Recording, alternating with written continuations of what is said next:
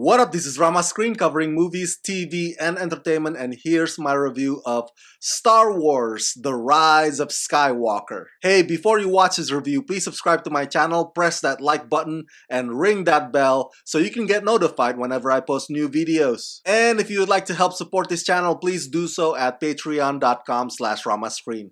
That's patreon.com/ramascreen.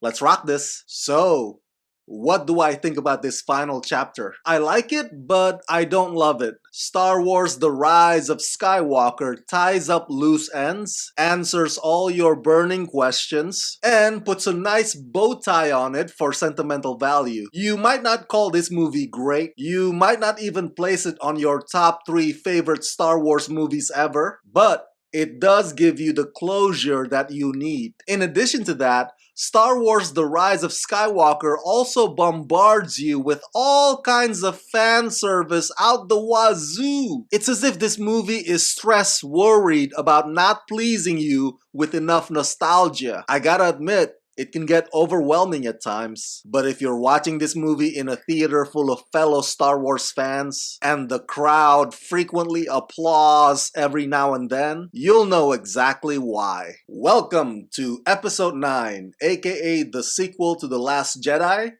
aka the end of the Skywalker saga. Directed by J.J. Abrams. Surprise! Palpatine is around. Well, that part is not a spoiler because you've all known about that since Star Wars Celebration and also from the trailers, of course. So, Kylo Ren is out to hunt Palpatine down and anybody who threatens his power. Meanwhile, Finn and Poe continue their mission and Rey is busy mastering the Force. They all eventually meet at a crossroad of destiny and revelations. Let me just start by complimenting the great composer John Williams. Even when dealing with his timeless classic music, he does these little renditions that make them sound fresh, even though they're obviously hella familiar. What a genius!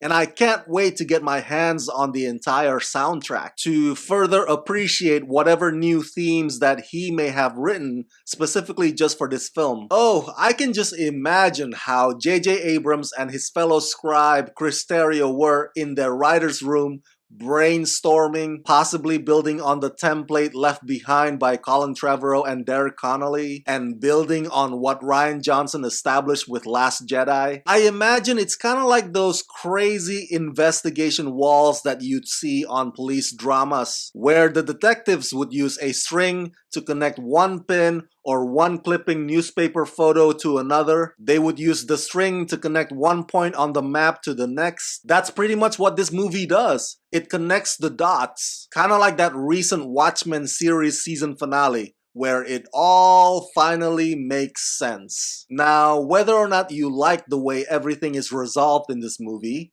well, that's kind of subjective. I, for one, would have wanted some things handled differently, but I'll save that for the spoiler talk. But it's all done in such a manner where no one can argue that this part or that part gets overlooked or neglected. As far as the action or the colossal battles, I feel like we've seen better ones in the past, and by this point, they're kind of predictable. But this is definitely a more thrilling feel and tone compared to the rather heavy Last Jedi. Quick comment about the new powers or the new abilities of the Force. Part of me reacts to it with, whoa, that's kind of cool. But the other part of me thinks it's too convenient. I understand that it's necessary to serve the end result that J.J. Abrams and Chris Terrio wanted to accomplish with the story, but it makes the conflicts less challenging. Maybe I'm alone on this,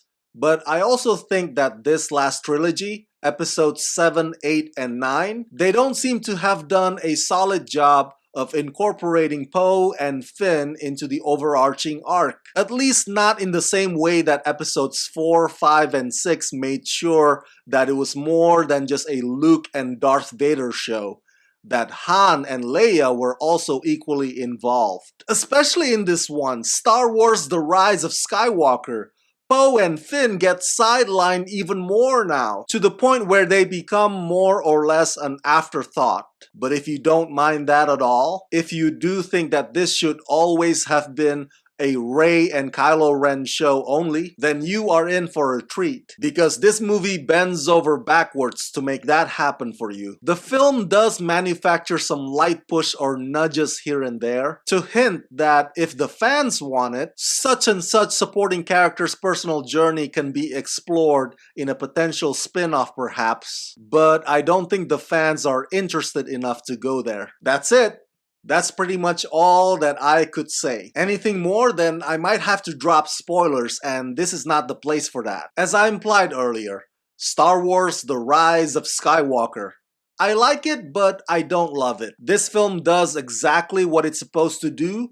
It does its job. Everything reaches a satisfying conclusion. So while there are no big accolades and big praises, and no big adjective words like spectacular or incredible, you won't hear big complaints coming from me either.